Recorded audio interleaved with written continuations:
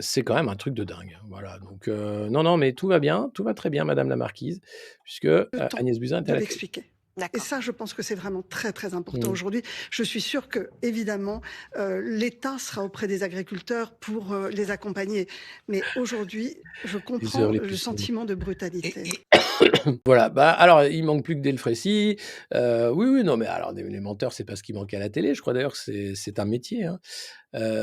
Alors, on a aussi, ils sont allés, exhumer, Jérôme Bael aussi, qui est ressorti, Alors, de que Qatar. font nos voisins?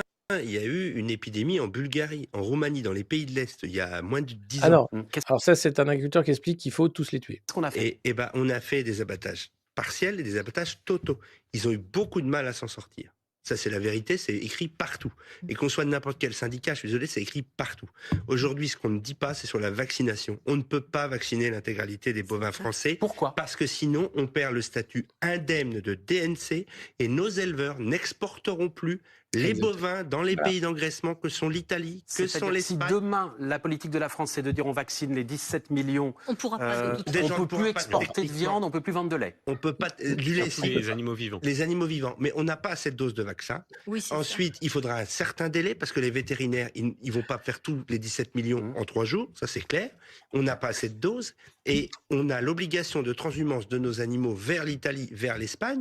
Et ce que les gens ne disent pas, c'est qu'on répond là avec l'abattage, moi j'appelle sanitaire, le dépeuplement et la vaccination à Eh. des normes européennes. Alors, Voilà, on répond à des normes européennes. Jérôme Bael, le chalgoumi des paysans, mais c'est tellement ça. Le mec qui, quand même, a pactisé avec Gabriel Attal à l'époque où il était Premier ministre pour dire: «C'est bon, rentre chez nous maintenant».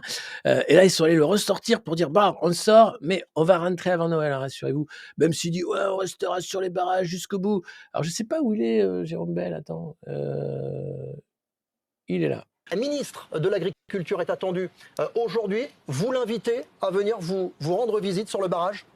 Bah oui, parce que lui, il est gentil, hein. Il a fait un barrage de gentils où les journalistes peuvent venir, les ministres peuvent venir. Gabriel Attal est le bienvenu, hein, avec, sa bouteille de Fanta, il y a aucun problème. Il peut venir. Là, tout se passera bien en respect de la parole de l'État et tout ça, parce que c'est Jérôme Bael, le chalgoumi des paysans. On l'écoute, il est formidable.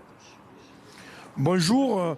Ben non, on ne l'invite pas à venir nous rejoindre, on l'invite surtout à travailler et à écouter nos revendications parce que il faut qu'on avance, il faut qu'on sorte de cette crise et pas que de la crise de la DNC, il faut qu'on sorte de cette crise de l'agriculture française. Ça fait 1 an, je ne sais pas si vous vous rendez compte. C'était même en 2024, 2 ans, ça va faire 2 ans. Gabriel Attal, tout piou-piou, venait d'être nommé Premier ministre. Son premier truc, c'était de se mettre en scène sur une botte de paille. Pas nu, non, il était en costume, mais il lisait des vieilles Bristol pour dire: «Je vais répondre et je le dis ici et je le redis, je vais répondre à la crise agricole et d'une manière totalement radicale». Non pardon, concertée.